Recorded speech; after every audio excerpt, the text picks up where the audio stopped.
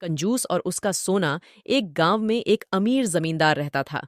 वह जितना अमीर था उतना ही कंजूस भी। अपने धन को सुरक्षित रखने का उसने एक अजीब तरीका निकाला था। वह धन से सोना खरीदता और फिर उस सोने को गलाकर उसके गोले बनाकर अपने एक खेत में एक पेड़ के नीचे गड्ढा खोदकर डाल देता था।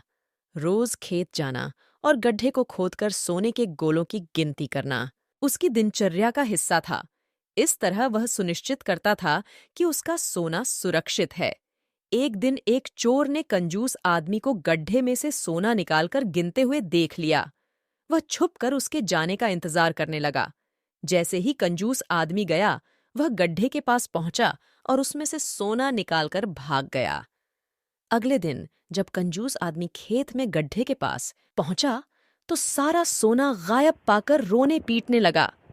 उसके रोने की आवाज वहां से गुजरते एक राहगीर के कानों में पड़ी तो वह रुक गया।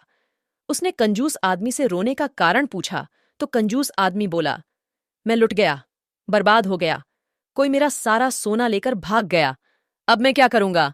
राहगीर आश्चर्य में पड़ गया और पूछा, सोना किसने चुराया, कब चुराया।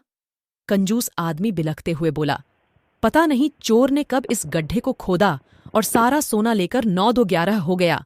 मैं जब यहां पहुंचा तो सारा सोना गायब था। राहगीर बोला, गड्ढे से सोना ले गया?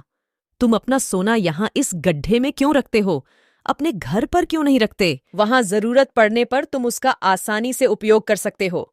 कंजूस आदमी बोला, मैं अपने सोने को कभी हाथ नहीं लगाता। मैं उसे सहेज कर रखता हूं और हमेशा रखता, यदि वो चोर उसे चुराकर नहीं ले जाता। ये बात सुनकर राहगीर ने जमीन से कुछ कंकड़ उठाए और उसे उस गड्ढे में डालकर बोला, यदि ऐसी बात है तो इन कंकड़ों को गड्ढे में डालकर गड्ढे को मिट्टी ढक दो और कल्पना करो कि यही तुम्हारा सोना है, क्योंकि इनमें और तुम्हारे सोने में कोई अंतर नहीं है। ये भी किसी काम के नहीं और तुम्हारा सोना भी किसी काम का नहीं था। उस सोने का तुमने कभी कोई उपयोग ही नहीं किया, न ही करने वाले थे। उसका होना न होना बराबर था।